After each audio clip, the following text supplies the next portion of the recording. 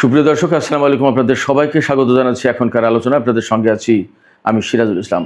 দর্শক, একটি পাহাড় থেকে কি মধ্যপ্রাচ্যের চূড়ান্ত যুদ্ধ হতে যাচ্ছে? মার্কিন প্রেসিডেন্ট ডোনাল্ড ট্রাম্প ঘোষণা করেছেন তারা খুব শিগগিরই ইরানের পিক এক্স পাহাড়ে হামলা করবে এবং সেই হামলায় জড়িয়ে যেতে পারে ইসরায়েল। প্রশ্ন হচ্ছে, পিক এক্স পাহাড়ে কি আছে? এদিকে ইরানের আইআরজিসি পাল্টা হুঁশিয়ারি উচ্চারণ করে বলেছে, এই ধরনের হামলা যদি হয় তাহলে পুরো মধ্যপ্রাচ্যে ভয়াবহ যুদ্ধ শুরু হবে এবং ইসরায়েলের প্রতিটি কোনায় কোনায় ইরান হামলা চালাবে। ইসরায়েলকে লক্ষ্য করে 500 খাইবার সেখান ক্ষেপণাস্ত্র ছুড়বে। এদিকে হরমুজ প্রণালী এলাকায় ইরান 10,000 স্নাইপার মোতায়েন করেছে। অন্যদিকে ইয়েমেন যে সৌদি আরবের উপর নৌ অবরোধ আরোপ করেছে তার আওতায় তার অংশ হিসেবে সৌদি আরব থেকে তেলবাহী 2টি জাহাজ যাচ্ছিল, সেই 2টি জাহাজকে ফেরত পাঠিয়েছে। বাব আল মানদেব প্রণালী ক্রস করতে দেয়নি। এছাড়া আরও 6টি জাহাজ সৌদি আরবের তেল আনার জন্য যাচ্ছিল, তাদেরকেও প্রবেশ করতে দেয়া হয়নি।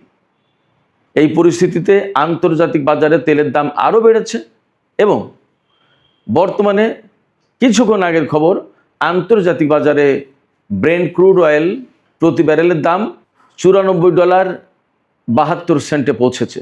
গতকাল যা ছিল তার চেয়েও বেড়ে গেছে। আর ওয়েস্ট টেক্সাস ইন্টারমিডিয়েট যেটা, তার দাম বর্তমানে $87.78 প্রতি ব্যারেল তেলের দাম।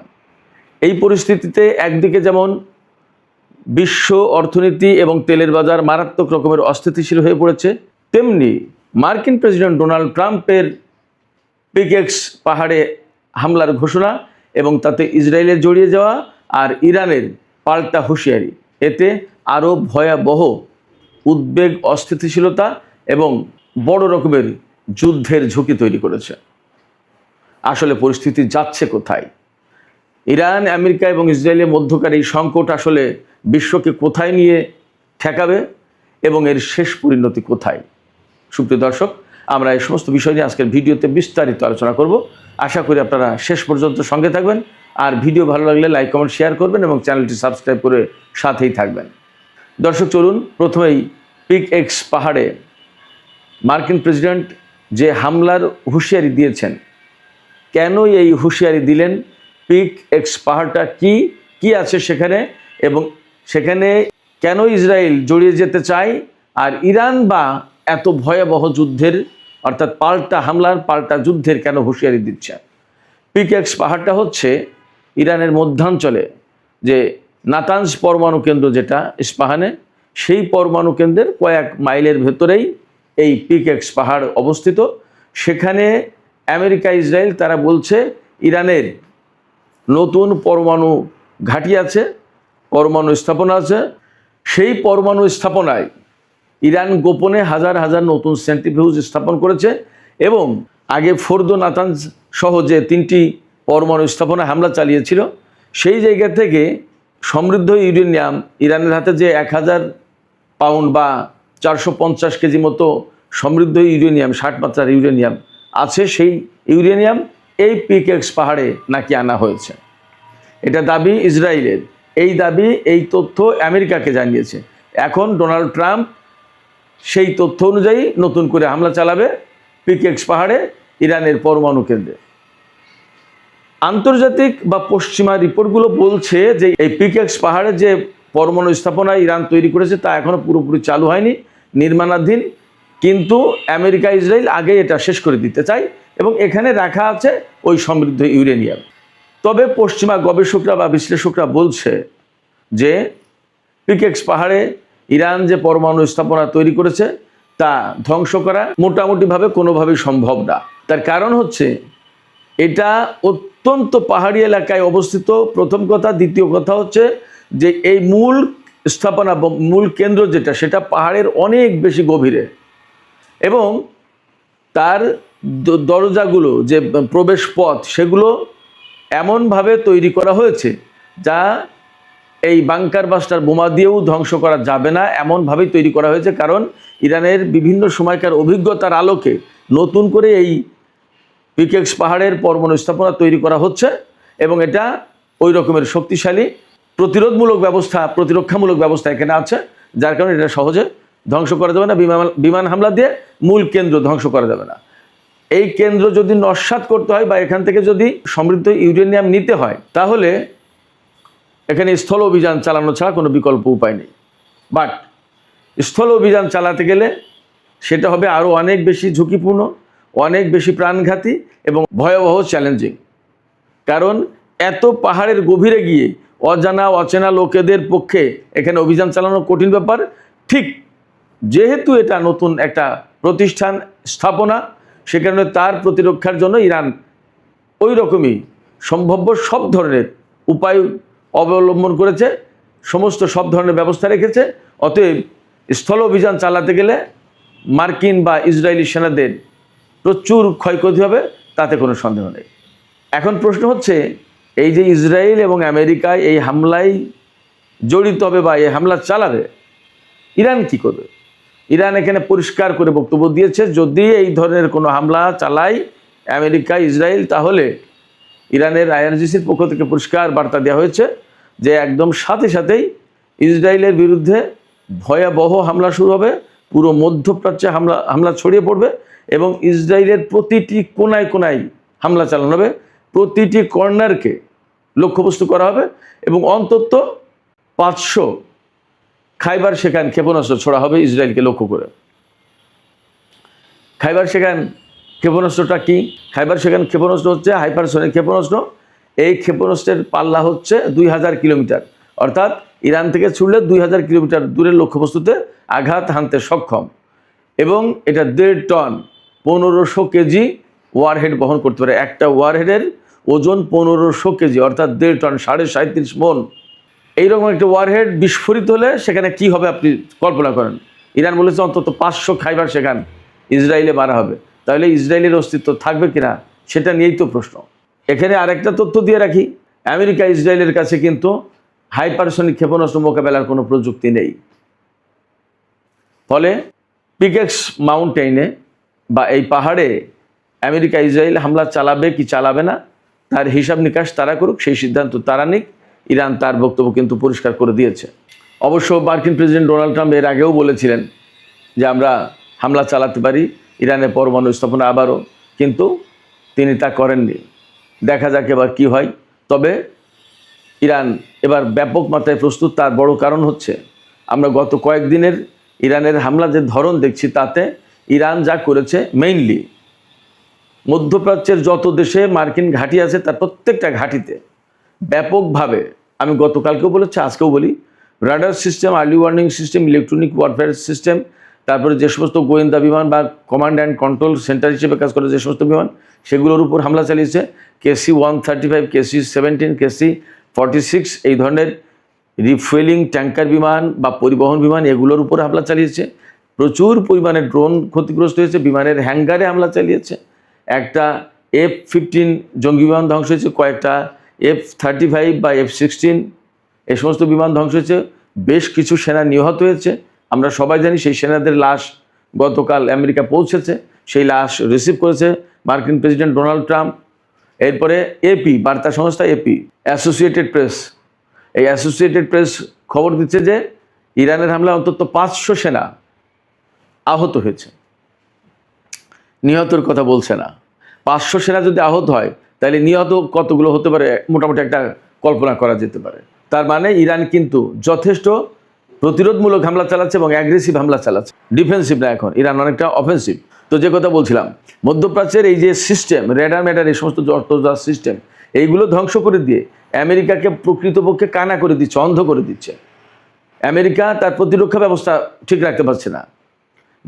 ইরান যে বিমান হামলা চালাবে বা ক্ষেপণাস্ত্র বা ড্রোন হামলা চালাবে, এই সমস্ত হামলা চালালে সে শনাক্ত করতে পারবে না এবং সেগুলোকে ধ্বংস করতে পারবে না। গতকালকে শুনলাম যে কুয়েতের আকাশে ইরানের ড্রোন ঘুরে বেড়াচ্ছে, হয় গোয়েন্দা ড্রোন অথবা শনাক্ত করছে কোনো কিছু, যাই হোক সেই ড্রোন নিরাপদে ঘুরে ফিরে আসলো, কিন্তু আমেরিকা সেই ড্রোনকে কিছুই করতে পারেনি। তার মানে দাঁড়াচ্ছে মোটামুটিভাবে ধরে নেওয়া যায় যে কুয়েতের আকাশ প্রতিরক্ষা ব্যবস্থা বা early warning system, radar system, এই সমস্ত সব কিছু ধ্বংস হয়ে গেছে। একইভাবে বাহরাইন, সংযুক্ত আরব আমিরাতেও চলছে। এবং গতকালকেই তো আমি বলেছিলাম যে জর্ডানের যে পরিমাণে হামলা চালাচ্ছে ইরান, তাতে আগামী আর 4-5 দিন যদি এইভাবে হামলা চালাই তাহলে জর্ডানের বিমান ঘাঁটিগুলো আর সচল থাকবে না, অচল হয়ে যাবে। এরই মধ্যে কয়েকটা গেছে। এবং মার্কিন প্রেসিডেন্ট ডোনাল্ড ট্রাম্প এই যে মার্কিন সেনা নিহত হলো জর্ডানে এবং ক্ষয়ক্ষতি হচ্ছে, এর জন্য জর্ডানকে দায়ী করেছে। তিনি বলছেন যে এগুলো আসলে জর্ডানের হাতে দিয়ে আমরা ভুল করেছি, এগুলো নিজেদের জিনিস নিজেদেরই রক্ষা করার দরকার ছিল। আসলে কি ব্যাপারটা তাই? ব্যাপারটা হচ্ছে যে জর্ডানের কি ক্ষমতা আছে মার্কিন ঘাঁটি রক্ষা করবো? ওখানে তো মার্কিন সেনারাই টিকতে পারছেন, জর্ডান কি করবে? আমরা নতুন করে আরেকটা খবর পাচ্ছি যে হরমুজ প্রণালী এলাকায়, হরমুজ প্রণালীর যে উপকূল, এই উপকূল জুড়ে ইরান অন্তত 10,000 স্নাইপার মোতায়েন করেছে। তার মানে আশঙ্কা করা হচ্ছে বা ধারণা করা হচ্ছে ইরানের দক্ষিণ উপকূল দিয়ে আমেরিকা স্থল অভিযান চালানোর চেষ্টা করতে পারে। যদি তাই চালায় তাহলে এই স্নাইপারগুলো আমেরিকার সেনাদের জন্য ভয়াবহ প্রাণঘাতী হয়ে দাঁড়াবে। এদিকে সৌদি আরব, কুয়েত, বাহরাইন এই সমস্ত দেশে গতকাল আমরা বিভিন্ন মাধ্যম থেকে খবর পাচ্ছি যে ছোটোখাটো বিভিন্ন জায়গায় বিক্ষোভ হয়েছে। তাদের দাবি, অর্থাৎ কুয়েত, বাহরাইন, সৌদি আরব এই সমস্ত জায়গায় মার্কিন ঘাঁটি থাকার কারণে ইরান এই সমস্ত দেশে হামলা চালাচ্ছে, ড্রোন হামলা চালাচ্ছে, ক্ষেপণাস্ত্র হামলা চালাচ্ছে এবং আমেরিকাও সেখান থেকে হামলা চালাচ্ছে। এই যে প্রতি মুহূর্তে বিস্ফোরণ ভয়াবহ একটা প্যানিক সৃষ্টি করছে, জনজীবনকে একদম অস্থির করে তুলেছে, ভয়ের ভিতরে ঠেলে দিয়ে, উদ্বেগ উৎকণ্ঠার ভিতরে ঠেলে দিয়েছে। এর জন্য মূল দায়ী হচ্ছে মার্কিন ঘাঁটি। অর্থাৎ মার্কিন ঘাঁটি যদি না থাকতো তাহলে এই অবস্থা তৈরি হতো না। এই সমস্ত দেশের জনগণের বক্তব্য হচ্ছে এই সমস্ত দেশের সরকার আমেরিকার ঘাঁটি তৈরি করতে দিয়ে আজকে এই বিপদ ডেকে এনেছে। বাস্তবে একটা কথা বলি, গতকালকে কুয়েত থেকে আমাকে একজন মেসেজ পাঠিয়েছে, ভদ্রলোকের নাম প্রকাশ করছি না, কিন্তু আমাকে মেসেজ পাঠানোর মূল কারণ হচ্ছে হোয়াটসঅ্যাপে মূল মেসেজ পাঠিয়েছে। এর মূল সূত্রটা হচ্ছে একসময় আমি যে গাড়িটা ব্যবহার করতাম সে গাড়ি সে চালাতো, সে এখন কুয়েতে গেছে, এই তো মাস 2-3 হলো। সে গতকালকে বলল যে স্যার এত ভয়াবহ হামলা হয়, ইরানের ক্ষেপণাস্ত্র এসে যখন আঘাত করে তখন বিল্ডিংগুলো থরথর করে কাঁপে, মনে হয় ভূমিকম্প, মনে হয় যে কখন না জানি বিল্ডিং ধসে পড়ে। প্রতিটা মুহূর্তে মনে হয় যে জীবন অনিশ্চিত, যে কোনো মুহূর্তে মারা যাবো, কখন কি হয় বলা যায় না, এত ভয়ঙ্কর একটা পরিস্থিতি। বলে যে আমি প্রথম যখন এসেছি তখন এতটা ছিল না, কিন্তু এখন যে সমস্ত ক্ষেপণাস্ত্র হামলা হয় সেগুলো ভয়াবহ, অনেক বড় বড় বিরাট বিস্ফোরণ ঘটে।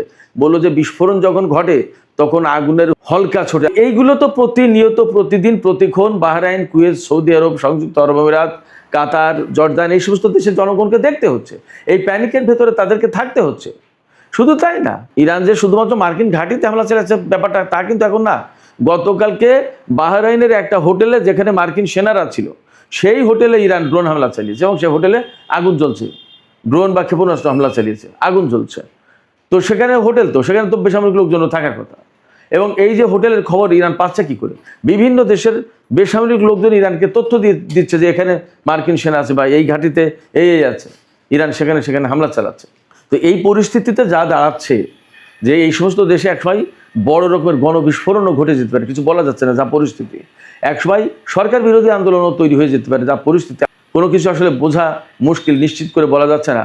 তবে যা পরিস্থিতি তাতে তো এই সমস্ত দেশের মানুষ বিক্ষুব্ধ হয়ে উঠছে যে আমেরিকার ঘাঁটির কারণে কেন আজকে আমাদেরকে এত দুর্ভোগের ভেতরে থাকতে হবে। যা হোক দর্শক, মধ্যপ্রাচ্যের এই পরিস্থিতি নিয়ে আমি যে আলোকপাত করলাম তার পাশাপাশি আরও কিছু গুরুত্বপূর্ণ খবর আছে। যেমন ইয়েমেনের হুতিরা সৌদি আরবের উপরে নৌ অবরোধ আরোপ করেছে, অর্থাৎ বাব আল মানদেব প্রণালী বা সমুদ্র ব্যবহার করে সৌদি আরব কোনো তেল বা পণ্য রপ্তানি করতে পারবে না, কিংবা কোনো দেশের জাহাজ বাব আল মানদেব প্রণালী পার হয়ে সৌদি আরবে যেতে পারবে না। তো এর আওতায় গতকালকে অন্তত 2টো জাহাজ যারা সৌদি আরব থেকে তেল নিয়ে বাব আল মানদেব প্রণালী পার হতে চাচ্ছিল তাদেরকে পার হতে দেয়নি, তাদেরকে হুতি সমর্থিত সেনাবাহিনী ফিরিয়ে দিয়েছে। আবার বাব আল মানদেব প্রণালীতে বাইরে থেকে প্রবেশ করতে চাচ্ছিল যারা সৌদি আরবের তেল আনতে যাচ্ছিল, এরকম 6টি জাহাজ ফেরত দিয়েছে। হুতিরা বাব আল মানদেব প্রণালীতে ঢুকতে দেয়নি, তাদেরকে সরিয়ে দিয়েছে। এবং হরমুজ প্রণালীতে তো কঠিন অবস্থা, সেখানে পাল্টা হামলার ঘটনা চলছে। গত রাতেও আমেরিকা ইরানের বিভিন্ন জায়গায় হামলা চালিয়েছে, এমনকি তেহরানের উপর হামলা চালানোর চেষ্টা করেছিল, সেখানে আকাশ প্রতিরক্ষা ব্যবস্থা অ্যাক্টিভেট করেছিল। এবং ইরানের উত্তরাঞ্চলেও নাকি হামলা হয়েছে, বিশেষ করে তাবরিজে, উরুমিয়া এই সমস্ত এলাকায়। এর জবাবে ইরান কুয়েত, বাহরাইন এবং জর্দানে হামলা চালিয়েছে। তার মানে পরিস্থিতি যথেষ্ট নাজুক এবং হরমুজ প্রণালীতে পরিস্থিতি মোটেই উন্নতি হয়নি, বরং অবনতি হয়েছে। কোনো মতেই আমেরিকা হরমুজ প্রণালীকে মুক্ত করতে পারছে না। শুধু তাই না, গতকাল মার্কিন কংগ্রেসে যুদ্ধমন্ত্রী পিট হেগসেথকে তলব করা হয়েছিল। সেখানে তিনি নতুন করে আরও $87.5 বিলিয়ন চেয়েছে যুদ্ধের ব্যয় মেটানোর জন্য, এবং তিনি জানিয়েছেন যে $37.5 বিলিয়ন এ পর্যন্ত খরচ হয়েছে যুদ্ধের। কিন্তু আমেরিকানরা বা কংগ্রেসম্যানরা সবাই বলছে যে পিট হেগসেথ যে খরচের কথা বলছে এটা কম, গোপন করছে খরচের চেয়ে আরও অনেক বেশি হয়েছে। এবং কংগ্রেসম্যানরা পিট হেগসেথকে, যুদ্ধমন্ত্রীকে চেপে ধরেছিল যে আপনারা যুদ্ধ বলেছিলেন যে সব কিছু শেষ, ইরানের সমস্ত সামরিক সক্ষমতা শেষ, পরমাণু স্থাপনা ধ্বংস করে দিয়েছেন, এখন নতুন করে আবার হামলা চালাচ্ছেন এবং যুদ্ধের জন্য এত বিরাট বাজেট চাচ্ছেন কেন? কি হয়েছে? ঘটনা কি? যুদ্ধ কবে শেষ করবেন? কিছুর জবাব দিতে পারেনি মার্কিন যুদ্ধমন্ত্রী। এই পরিস্থিতিতে একদম মধ্যপ্রাচ্যের অবস্থা আরও অনিশ্চিত হয়ে পড়েছে, এতে কোনো সন্দেহ নেই। এই জায়গা থেকে তেলের দাম নতুন করে বেড়ে গেছে। আজকে আমি যখন এই ভিডিও করছি তার একটু আগে খবর নিলাম, আন্তর্জাতিক বাজারে ব্রেন্ট ক্রুড অয়েলের দাম প্রতি ব্যারেল $94.72, আর ওয়েস্ট টেক্সাস ইন্টারমিডিয়েট যেটা, সেটা প্রতি ব্যারেল তেলের দাম $87.78। এগুলো সব অপরিশোধিত তেলের দাম। পরিশোধিত তেলের দাম আরও বেশি। এখন যদি প্রায় $95 হয় এক ব্যারেল তেল, তার মানে এই যে ইরান এবং আমেরিকার মধ্যে যে যুদ্ধবিরতি চুক্তি 17 এপ্রিল সই হয়েছিল ইসলামাবাদ সমঝোতা স্মারক, তারপরে তেলের দাম কিন্তু ব্যারেল প্রতি $70 নিচেই চলে এসেছিল। আমরা যদি $70 ধরি তাহলে এখন 95, তার মানে $25 বেড়ে গেছে ব্যারেল প্রতি, তার মানে 3 ভাগের 1 ভাগ দাম বেড়ে গেছে আরও। এই পরিস্থিতিতে বিশ্ব অর্থনীতি, বিশ্ব তেলের বাজার আবার অস্থিতিশীল হয়ে পড়েছে, আবার চরম অনিশ্চয়তা তৈরি হয়েছে। এর ভিতরে আমেরিকা, ইসরায়েল যদি ইরানের উপরে ওই যে পিকেক্স পাহাড়ে হামলার কথা বলা হচ্ছে, সেখানে যদি হামলা চালায় তাহলে ইরান এই যুদ্ধ আরও বিস্তৃত করবে এবং ইসরায়েলের উপরে মারাত্মক আঘাত করবে। হুরমুজ প্রণালী বা বালবন্দর প্রণালী আরও কঠোর হবে। তাহলে বিশ্ব ভয়াবহ অর্থনৈতিক সংকটের মুখে পড়বে, এতে কোনো সন্দেহ নেই। এই অবস্থায় আমেরিকা এই ঝুঁকি নেবে কিনা, ইসরায়েল এই ঝুঁকি নেবে কিনা, বিশ্ববাসী, বিশেষ করে রাশিয়া, চীনের মতো প্রভাবশালী দেশ, ব্রিটেন, ফ্রান্স, জার্মানি, এইরকম সমৃদ্ধ অর্থনীতির দেশ, তারা এই ঝুঁকি নিতে যাবে কিনা সেটা হিসাব করা দরকার, তাদের বিবেচনা করা দরকার, এবং তারা আমেরিকার বিরুদ্ধে কোনো কিছু বলবে কিনা সেটাও তাদের বোঝা উচিত। সুপ্রিয় দর্শক, এখনকার আলোচনা এখানে শেষ করতে চাইছি। আলোচনা শেষের আগে আপনাদের মতামত জানতে চাই, আপনারা কি ভাবছেন? আসলে আমেরিকা, ইসরায়েল কি ইরানের পরমাণু স্থাপনা, যেটা পিকেক্স পাহাড়ের কথা বলা হচ্ছে, সেখানে কি হামলা চালাতে যাচ্ছে? এবং যদি হামলা চালায় তাহলে কিন্তু ইরান পাল্টা জবাব দেওয়ার হুমকি দিয়েছে ইসরায়েলের উপর। প্রতিটি কর্নারকে তারা লক্ষ্যবস্তু করবে। ইরান কি এই হুমকি বা এই হুঁশিয়ারি বাস্তবায়ন করতে পারবে? কি মনে হয়? সেখানে বলা হয়েছে ইরান 500 খাইবার সেখানে হাইপারসনিক ক্ষেপণাস্ত্র ব্যবহার করবে। এটা কি সম্ভব কিনা ইরানের পক্ষে? আপনাদের মতামত জানিয়ে কমেন্টে লিখতে পারেন। আর ভিডিও ভালো লাগলে লাইক, কমেন্ট, শেয়ার করবেন এবং চ্যানেলটি সাবস্ক্রাইব করে সাথেই থাকবেন। দর্শক, এখনকার আলোচনা এখানেই শেষ করতে চাইছি। আপনারা সবাই অনেক অনেক ভালো থাকুন। আল্লাহ হাফেজ।